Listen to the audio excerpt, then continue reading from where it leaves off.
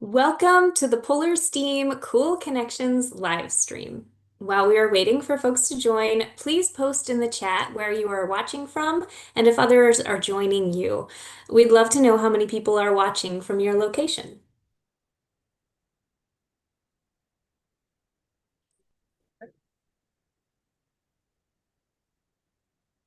Again, welcome to the Polar Steam Cool Connections live stream.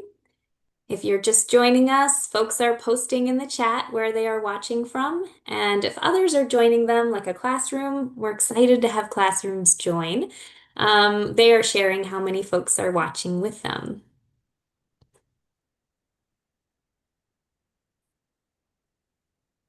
Okay, we're going to go ahead and get started. I'm Jamie Ivory, the logistics coordinator for the Polar STEAM program, and we are excited to have you with us today. Polar STEAM is a U.S. NSF-funded program based at Oregon State University that facilitates virtual and field-based collaborations between polar researchers, educators, and artists to enhance science communication, bringing polar science to everyone. A recording of this live stream will be posted on our YouTube channel.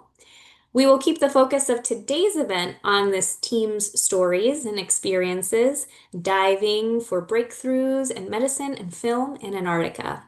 However, I do want to mention that the 2026-27 Antarctic Artists and Writers Fellowship process is progressing for the upcoming season, and we look forward to sharing those updates once placements are confirmed.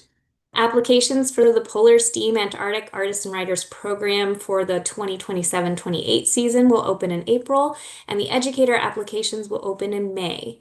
We are currently recruiting NSF-funded polar researchers for 2027 collaborations. If you have any questions about our artists, educator, and researcher programs, please refer to the information on our website. Today, we are excited to connect with two of our Polar STEAM Fellows, Alison Murray and Rebecca Adorno Davila, sailing through the Drake as they return from their work along the western Antarctic Peninsula.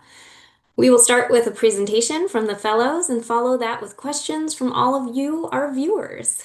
You can submit your questions in the live chat. Our team will monitor and ask those questions and the questions submitted ahead of time then. Now, I'd like to introduce you to our fellows. Dr. Alison Murray is a molecular microbial ecologist and a biological oceanographer at Desert Research Institute. She researches Antarctic free-living and symbiotic microbial life using molecular and genomic approaches to explore diversity, evolution, and ecological roles. Rebecca Adorno Davila is an interdisciplinary artist and filmmaker from Puerto Rico. By recontextualizing scientific data, she creates physical representations of intangible phenomena that hint at a type of social science fiction. Allison and Rebecca, welcome.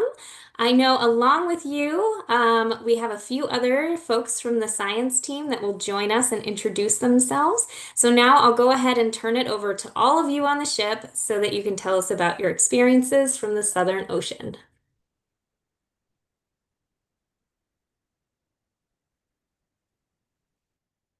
Hi. So my name is Rebecca Adorno, and thank you for the introduction, Jamie, and thank you for having us here. This is a video of our crossing through the Drake Passage, and in the spirit of immersive storytelling, I wanted to share it with you because we're kind of going through similar weather right now. So my role here has been as an art fellow. I've been documenting the science team while also doing some audio field recordings using hydrophones for underwater sounds, contact microphones for surface sounds, and also collecting a lot of the data from the sensors of the Sikuliaq, which is the boat we're in. My goal is to create a score with all of these sonic elements that I would ultimately use in a film that I will create with all the footage I've filmed in the past 30 days or so. And yeah, I've been really inspired. I mean, my concept has changed a lot since I got here. I initially wanted to do something that mixed a lot of fantasy with reality, kind of like a mockumentary of sorts. But since I've gotten here, it's pretty evident that that's unnecessary because it's a really magical place where really strange things happen that have yeah, there's like shimmers of light everywhere while the scientists are doing their thing, and I've been filming things like that. And so it's kind of unnecessary to go the sci-fi route or the magical route because it's just already there. So I think now Alice and Martin will talk a little bit about their research and their project, and then we'll watch a film and we'll comment on it.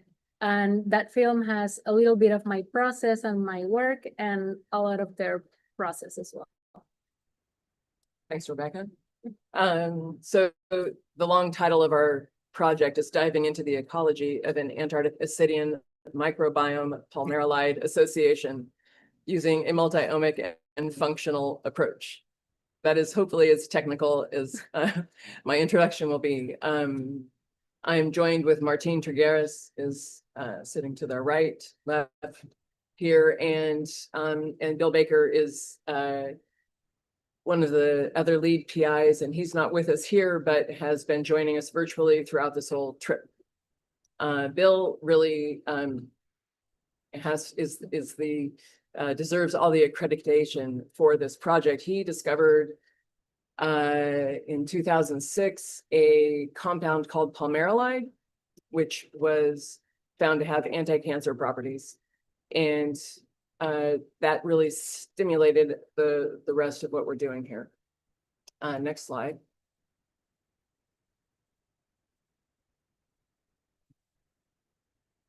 So this is the chemical structure of palmerolide, and the important thing is that the bioactivity that it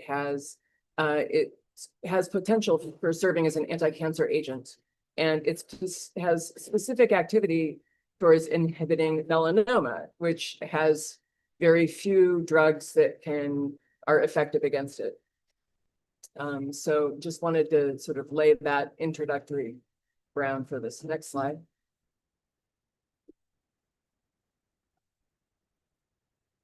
The organism that we're studying is it's what's known as a sea squirt. The species is called Sikuliaq adrianum, and it has circumpolar distribution, the different red and orange dots around the continent of Antarctica, and a lot concentrated in well-studied areas of the peninsula where we've been, as well as the Ross Sea. They found it all over surrounding the continent. There are two different types. The one on the left, they're thought to be the same species, but they're visually very different. And so we've been working, the one on the right is the one that has palmerolide, and for the most part, the one on the left does not. And we have been here trying to collect both kinds because they provide a very nice comparative study organisms for us. Next slide. So I thought I would just explain briefly that something that we've really learned in the last several years prior to this project is that there is a gene that's encoded in the genome of what we know now as a microbe that encodes the machinery to produce the natural product. And this works really well for us at sea. We've actually been able to track the genes for the natural product with a lot of the samples as we've been out here. Next slide.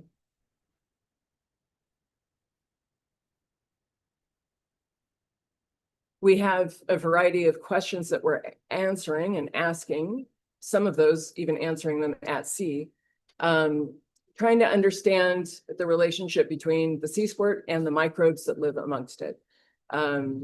We've been able to dissect it and look at that association across the animal. These animals are kind of odd. They have a cellulose house, and the zooid animals live on the inside of that house. And so what you see in the pictures is the what's called the tunic cellulose house. We are interested in understanding the stability of the relationship, what the ecology is of the system. We don't know what this compound does in the host or does for the host.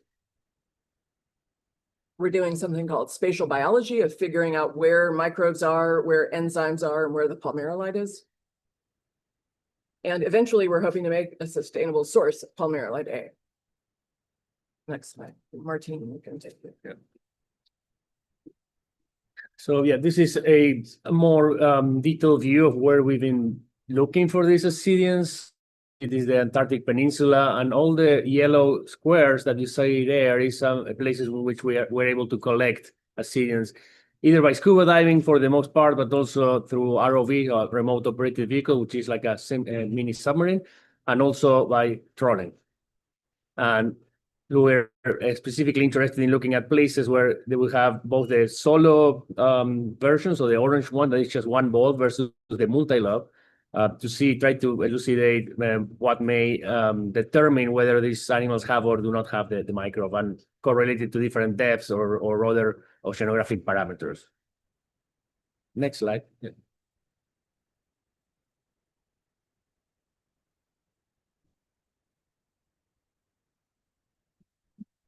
Playing. Look, oh, there's a video there in the. Okay, I can. So this was just. This is a video.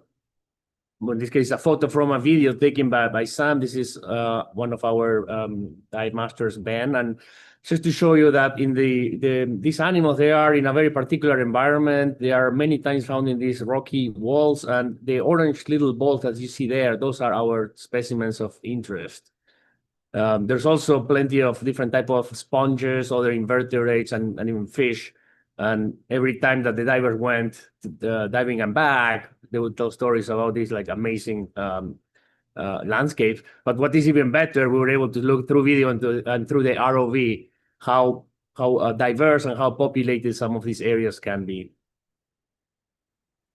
Next slide, please. Then after the divers spent did their work, which I have to remember, this is not easy. They're diving at 30 to 50, so up to 100 feet. It's cold. They're using this special gear, and then they come back to the ship, and that's where we kind of take over with the part of the chemistry and the microbiology. Showing the next slide. That's me. That was our first day in which the divers collected the specimens, and you can see just by my face, it was a pretty happy day. Next. Now, to go a little bit more into the type of work we're doing, this is what is known as a multi-lobe colony. And you see each of those little balls are a lobe, and they're all connected. Next. Now, if we do a zoom into, getting into this lobe, and then you cut that lobe open in half, that's what Alison was referring to. Each of those little squirrely type of, they look like little worms. Each of those is not a worm, it's a zooid of these urochordates, which are they're one of they're relatively well related to humans. And if you click once more, this is each of those little zooids look like that. They have a thorax, they have like a mouth, a stomach, they have gonads. So I find it really fascinating how we go from something that looks like a ball, but then when you start diving deep into the structures, you start to have more idea how these things work. And all that kind of like transparent matrix that is connecting all the zooids, that is the house that Alison was referring to. It's made of cellulose, and it can have a lot of microbes inside.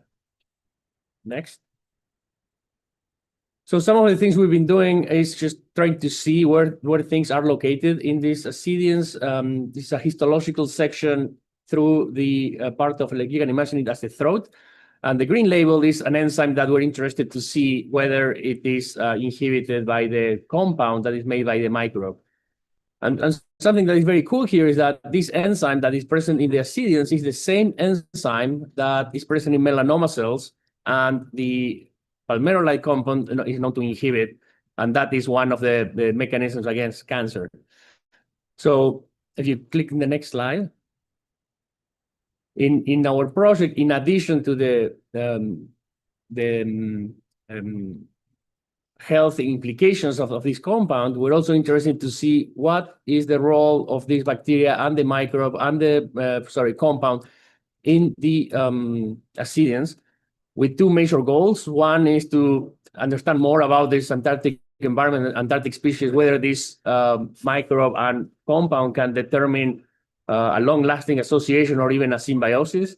And then on the other hand is trying to see if this compound inhibits or does not inhibit the enzyme from the animal, that can give us further cues about how to target and use this palmerolide compound for human treatments.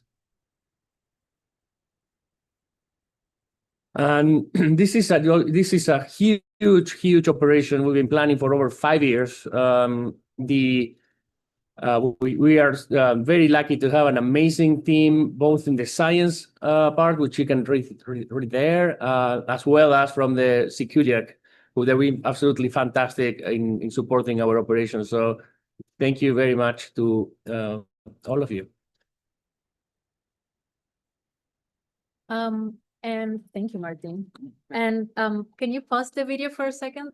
I'll just introduce it really quick. So this video is some material that I've filmed, some material that Sam has filmed. Most of the underwater material is Sam's, and Phil, who's another one of the divers, is there. You can see him. But the divers, when they go diving, they also take photos to document what they find and keep a catalog of everything. So you'll see some of that in this video. You'll see the entire process from diving or ROVing, using the ROV to get the ascidians, to collection, and the whole process. And yeah, we'll be talking on top of it, just to narrate what's there. Okay.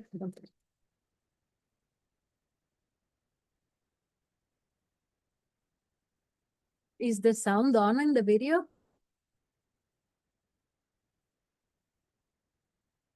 Sound. Yeah, so this was a magical experience on one of our last dives, where we got to dive with some fur seals, and these are really magical, curious. And just to let you all know, we didn't want to distract with the sound so that we could kind of hear you all talking really nicely. So I don't have the sound playing. Yeah.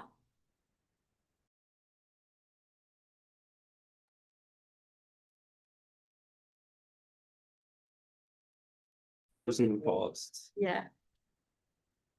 Okay.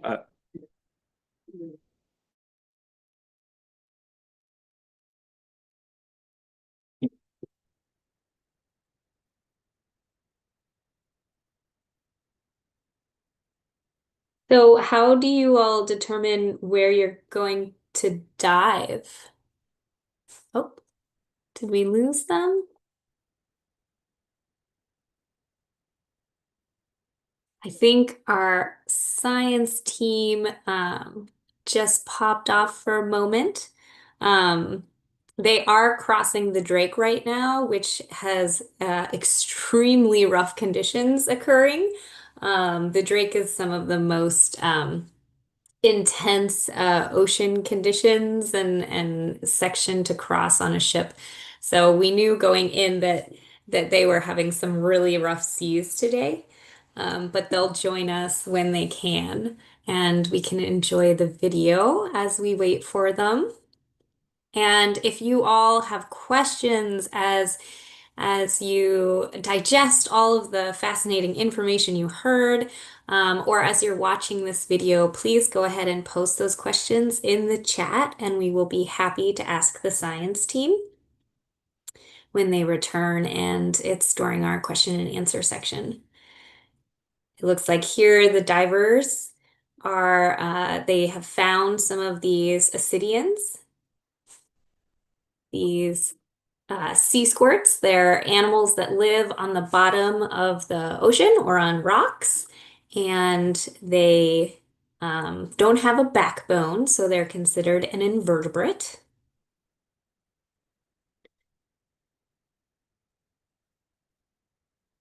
Oftentimes, even when it's daylight, divers are taking flashlights with them as a way to communicate with one another, as well as to see things well, since light can be challenging to penetrate deep into the ocean.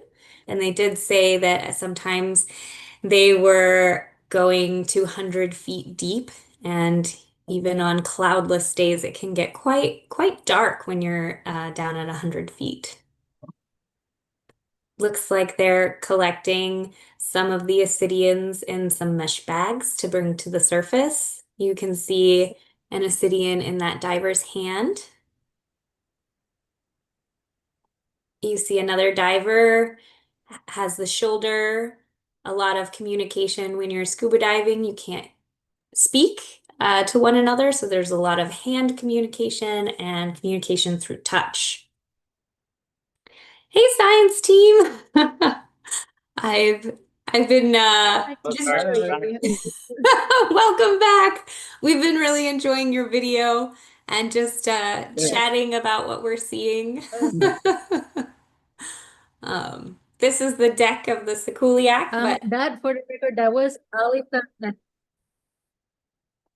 oh, hey, and Sam diving, I think, on that last video. hey, Rebecca. Rebecca, you're cutting out some, so can you guys turn off your video and then we can we'll be able to have a better connection. Okay, what's happening Yes, let now? me know if that helped. Yeah, it sounds better. Can you tell us what's happening now? Okay. So yeah, so the divers, they go down, but it's not like a supermarket, like they have ascidians here and there. They have to go around, and sometimes they are covered with dirt, sometimes they're covered with sponges and other things. So when they bring up, the first thing they do is they put them in these special tanks with chill water, so we can the team is cleaning them up. They're removing some algae, kind of like examining the size and the color, and then we're taking subsamples for the different techniques that we're going to do back at home, or even some that we've been doing on board, like qPCR and nanopore sequencing and some microscopy work. But yeah, it's a big effort from the divers, who's absolutely essential, to then the next thing, which is cleaning them and processing them. Actually, the whole chain is very it's really good, the way that we've been working in a coordinated manner, and every step is just very key to the process.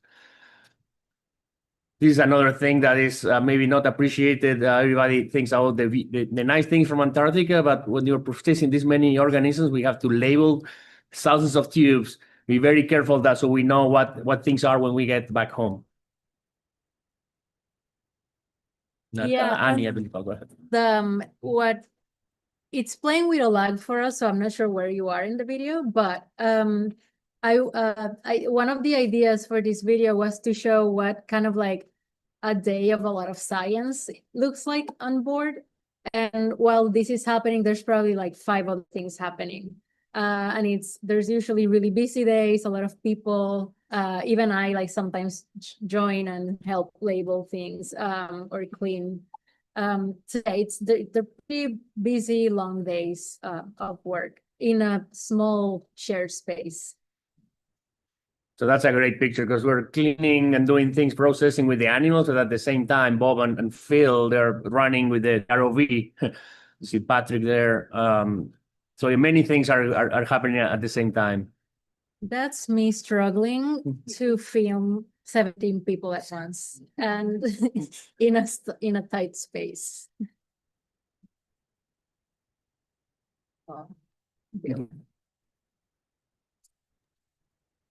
And you guys, like, so you do, there's 3 different types of samples or 4. So from each of these ascidians, we take a subsample for microscopy, another sample for looking at this PAL A, the metabolite in different ways. One is like frozen, another one is frozen in a different way. Another piece goes for metagenomic analysis, which means try to see what microbes are present, the microbial community and the quantity. Other ones are for genetic analysis of the animal host.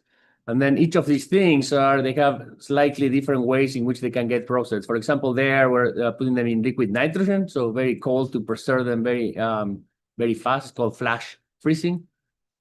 What you see there is a container that can keep liquid nitrogen, and after we keep them there for a few minutes, we take them to another freezer, which is at minus 80 degrees Celsius.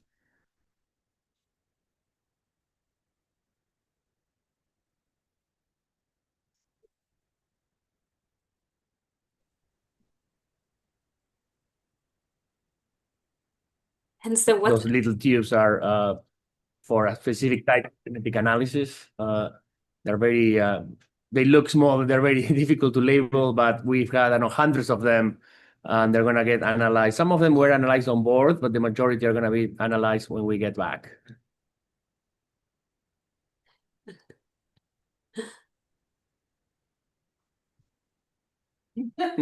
That's Bill, obviously. So this is an example of many things happening at once. So this is the beginning of an ROV operation happening from the ship, from the Baltic room of the ship. And you'll see the beginning of this operation, and then something else would happen, and then we'll come back to it.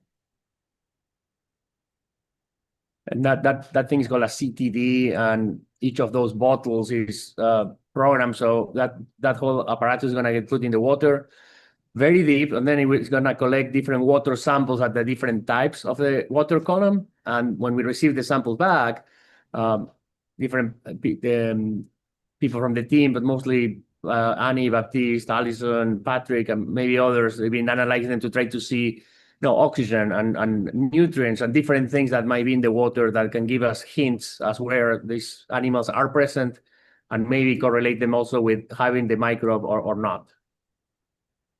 This is Ria dissecting. Yeah.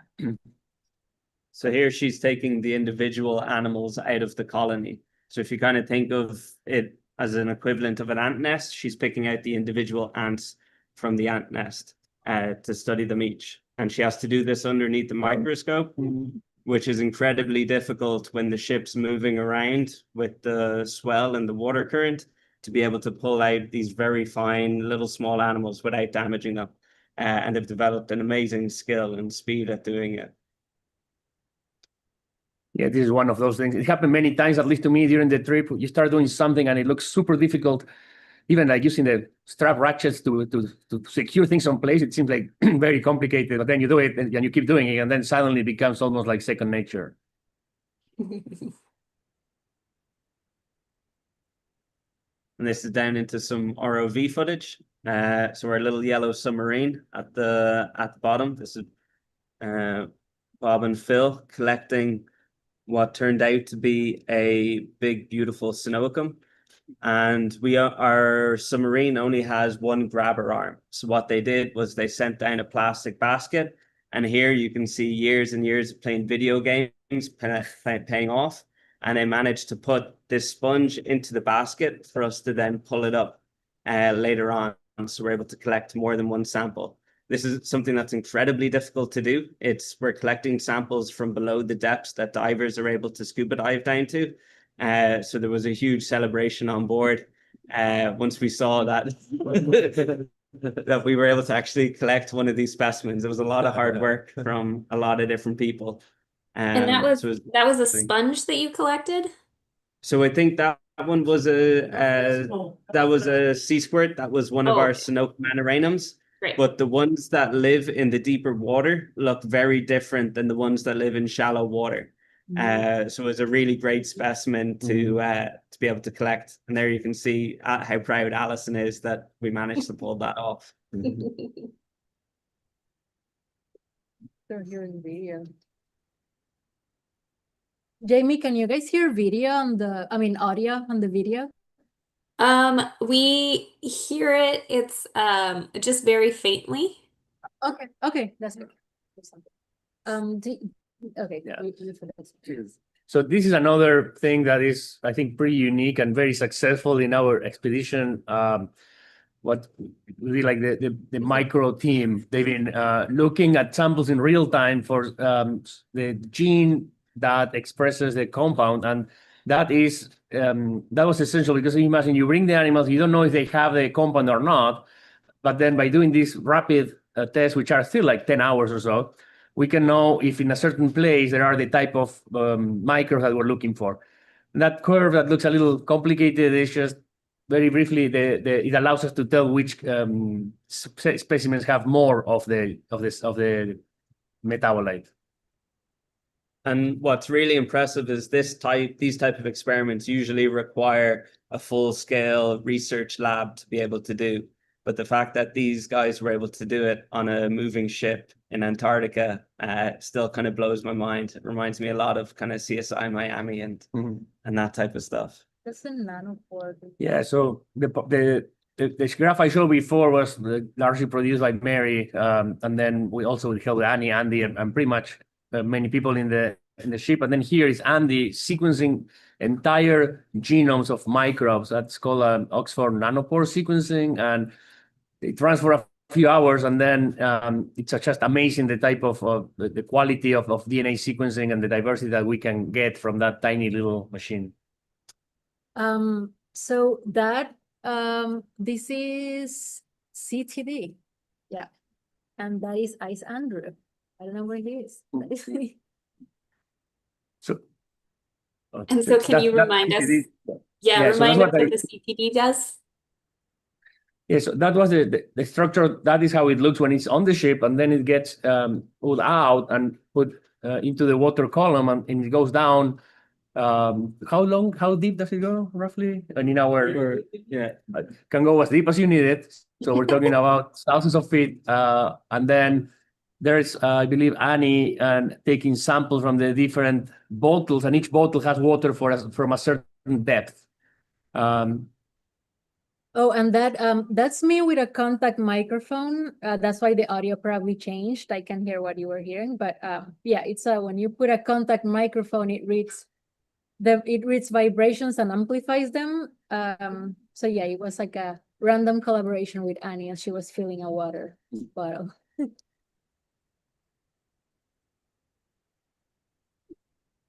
And is that a net that you had on the back deck? I think It's a safety net. It's a safety net, so we don't slide off the back. That's the magical whale that appeared really close to the starboard or port. The starboard. And the last place that we did our sampling from was pretty magical. We had humpback whales all around us. We had orcas, we had tons of fur seals. It was really, really nice kind of the perfect example of what you expect Antarctica to be like. And it's something that is still a little bit mind-blowing how we almost got bored of seeing humpback whales, which is kind of a ludicrous position. A ludicrous position to be in. Tons of penguins galore. This was when we were diving Deception Island, and it was probably one of my favorite dives we did. This is Alison and Ben. And what was beautiful about this place in particular was it's in what used to be the crater of a volcano, or is still the crater of a volcano that got flooded by the sea. And the marine life was incredibly rich. So this here is a wall full of different sponges that we were able to kind of look around and see, could we find our sea squirt? And we also managed to collect some other sponges that have showed promise for curing other diseases like epilepsy and RSV. I found this beautifully ugly fish. He was really calm. I got to get nice and close to him. I even gave him a pet, and he was completely fine with it. And now we've swapped into some ROV footage. Oh yeah, this is a collection of visuals.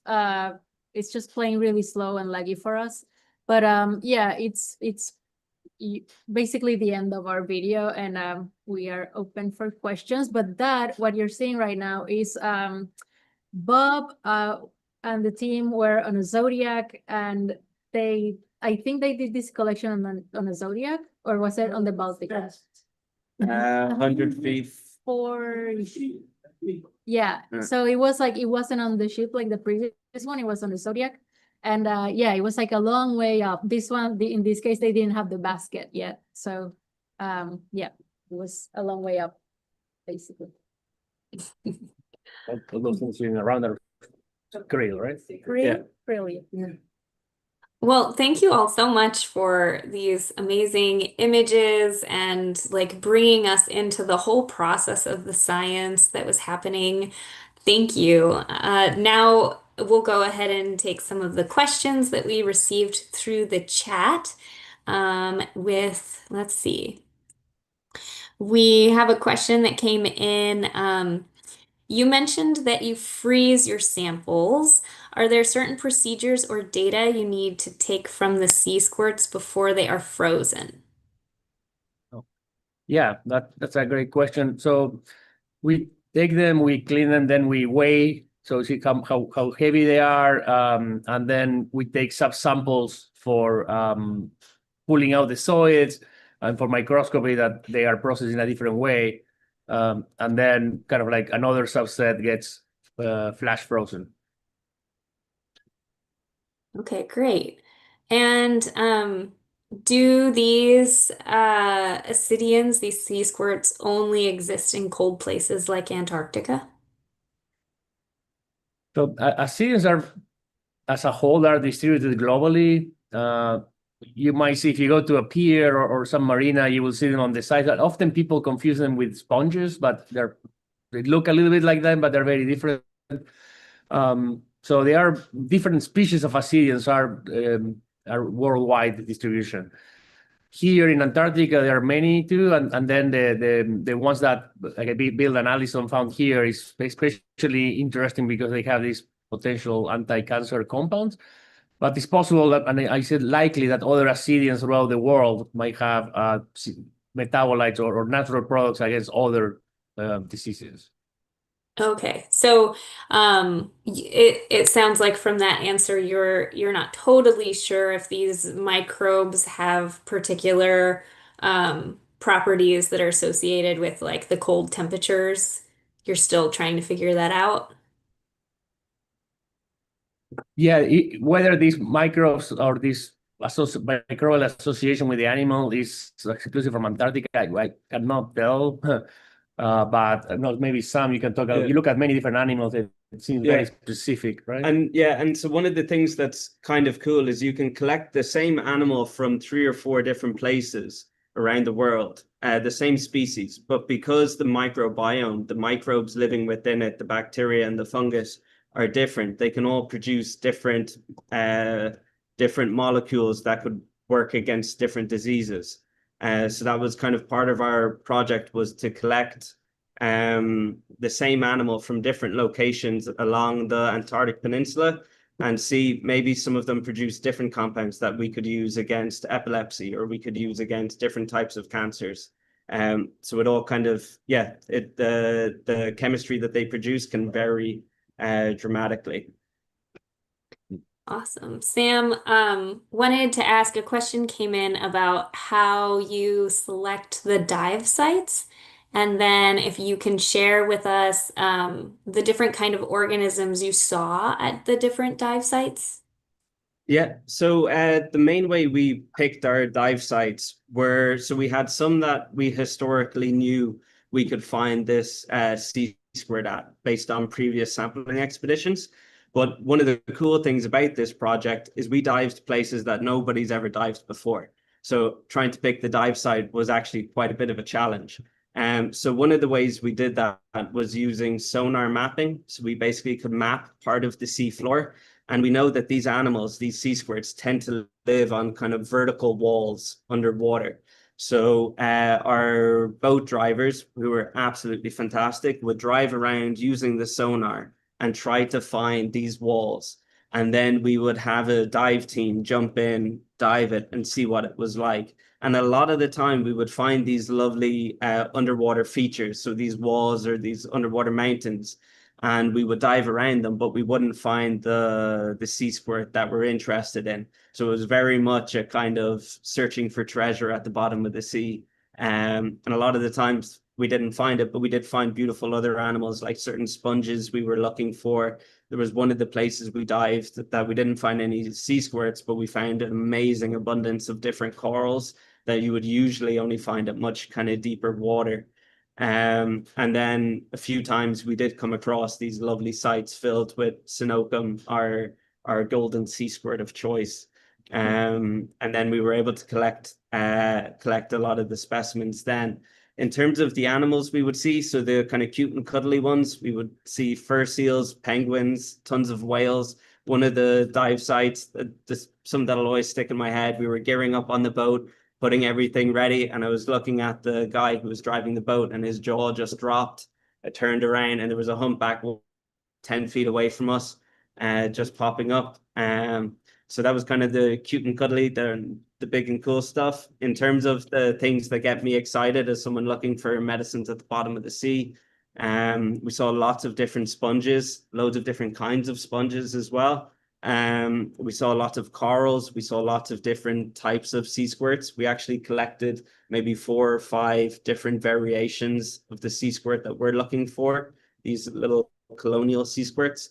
There was, I don't know if people would have heard about them before, but nudibranchs or sea slugs, they're some of the coolest looking marine animals, I think.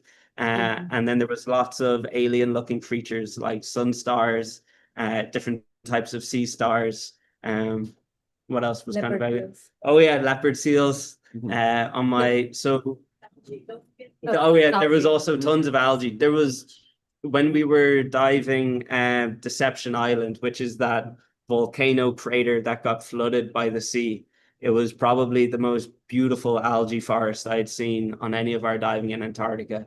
There's something very mystical about it, the way it kind of wafts with the water current and all the life that accumulates around the base of the algae. It really does simulate, it's called an algae forest for a good reason, right? It simulates a really rich rainforest on land, and you have some fish swimming over it, you have fish swimming through it, you have all these little odd creatures around the base. But yeah, and one of the really cool things about the marine animals here is on land, life in Antarctica is very black and white, right? You think of penguins, black and white. You think of kind of the landscape, black and white. But when you go in the water, it's all these weird, wacky, wonderful colors, from purples to oranges to luminous colors to bright yellows and golds, like our sea squirts are a bright kind of gold color. So there's a whole mix. There's a beautiful sponge as well that we found that was the brightest orange I've ever seen. It looks like a big kind of piece of carrot. I think I have some photos of that I can share later. Oh yeah, we also found a octopus. One of the days we were sampling away. I was pulling one of the sponges off the rock, and this octopus just came up and started watching me for like 2-3 minutes until I had to leave because I was running low on time and air supply. So I had to go up, but wonderful experience just to have him just chill, watch me. Anytime I got closer to him, he'd move away, but he wouldn't like run away from me. It was a really cool experience. Nice. I love that comparison of the black and white and then all the color below the water. I think we have time for one more question, and wanted to ask Rebecca, this is for you. What parts of the science are you finding yourself artistically drawn to, and why? Oh, whoa. So I think more than the specifics of the science, I mean, I think it's incredible, urgent, and immediate science what's happening here in terms of natural cures for possible cancer. But the process is what I'm very intrigued in, because it's very similar to my process. There's a stage of research, there's a stage of development, like in film we have development, and then like you do the actual experiment, and it's just very similar to how I would create a sculpture or a film or even editing. It's just very similar. So I really love that, and I felt like I just felt like I blended in the chaos of it all. Because it was quite chaotic, as you saw. So yeah, it was more of the process, more than like a specific color or form, you know. It was more about the process and content of it all. It's also like you've heard Sam talk, it's very poetic what they're doing in a way as well. And that's why I was saying earlier, I'm like, I came in with this idea of magical realism and sci-fi, but there's no need to do that because it's already there in everything that you're seeing and everything that they're doing. So hope that answers the question. Yeah, thank you. That was great. And thank you all. Thank you, Rebecca, Allison, Martin, Sam. Such a delight to have you join the live stream as well. Thank you Can we also show to you the rest of the team? Oh, yeah. Because we have the rest of the yeah, team here. sure. Hi. Everyone's here watching. What a great support. What's amazing about this is it's very, very multidisciplinary. So without literally every single person here, there would have been a missing link in the chain and nothing would have worked. So it's That's true. it's pretty brilliant. Yeah. Well, thanks for showing us, everyone. That was great.